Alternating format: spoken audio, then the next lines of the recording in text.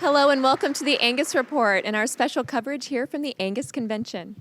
We're here in Indianapolis, Indiana, with about 2,000 of the nation's Angus producers, along with feeders, commercial cattlemen, and others interested in high-quality Angus genetics and high-quality Angus beef. Yeah, absolutely. It's a really fun-filled event filled with education and networking and looking to the future for the Angus breed. So join us for the Angus Report.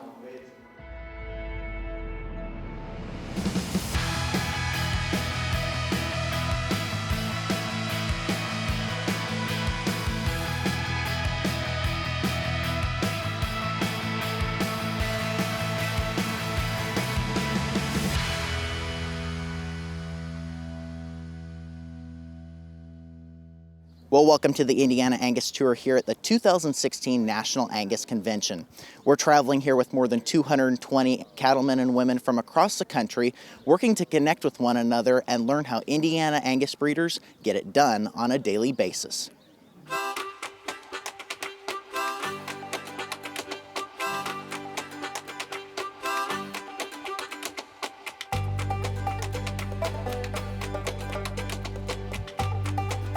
I decided to take advantage of these tours because it was an opportunity to see other parts of the United States that typically you don't get to see.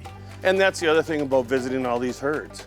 You know, bulls that they've used that we may be interested in using, or seeing their cattle, how they worked with their cattle, different bulls, how they have different setups for their handling their cattle. Those things are really interesting. And that's what I like to stop and look at and see, you know, the differences in the operations. I've already run into many people that I've been on with other tours. And now this year I've met some new people that were riding our bus. They're from Illinois, and people, well, all over the U.S. that attend this meeting. And that's what's really neat too, because you find out how their crops were, how their cattle are doing. We're very unique in that we're based in the middle of the county of Angus, which is basically where this great story started 200 years ago. We have specialised in the original Angus cattle. We know imported bloodlines. We can trace every animal in the herd back to the 1850s. You've such a diverse landscape in America. Some parts of it are very, very similar to the county of Angus, and some of them are obviously just a whole lot different. I think all of agriculture is pretty much the same. You know, farmers in Indiana or farmers in Minnesota, we all grow crops with cattle and stuff. Probably a few different ways of doing it, but for the most part, we're all still trying to raise the best food we can for the people in this country.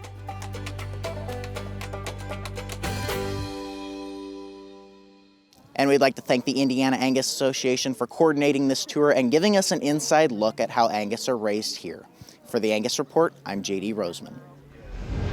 The American Angus Association has a history of making the right decisions at the right time.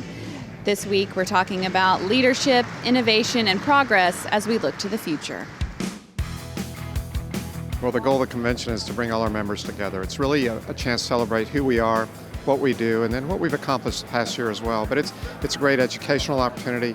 They get updates from the association itself and then all our partners as well. So if they haven't been before, they need to plan on next year, because you really get 3 days of intense, hands-on, practical training. The attendance here has been significant. We have over 2,000 folks that are attending this year.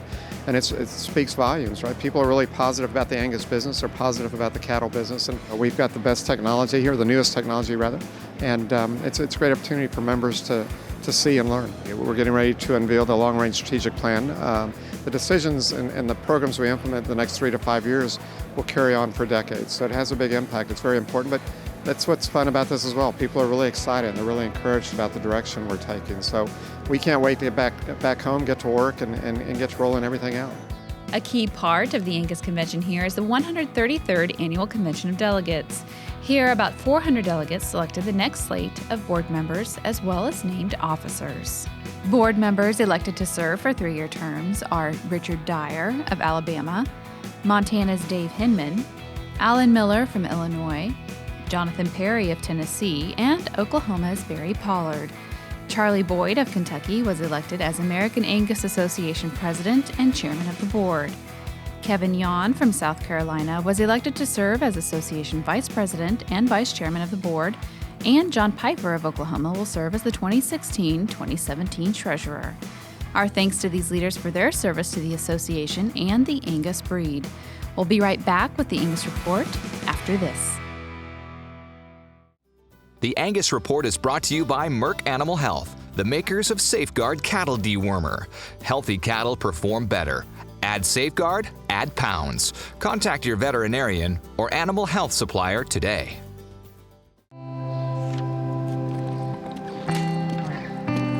This isn't a 9-to-5 job. So when you check the pants one last time, put away the tools, and make sure everything's ready to hand off to the night crew. It's not the clock that tells you the day is over. It's the confidence of knowing you got it right. It's having one less thing to worry about when the sun goes down. So when you see the signs of BRD, choose confidence. Choose Zuprevo from Merck Animal Health. Talk to your veterinarian about Zuprevo for BRD treatment.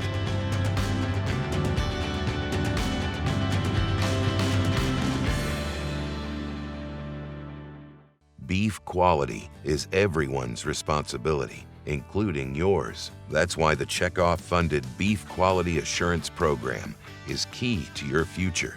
BQA, empowering people because you can make a difference, taking responsibility because it's our job, not someone else's, working together because product safety and wholesomeness is everyone's business. Find out more at bqa.org.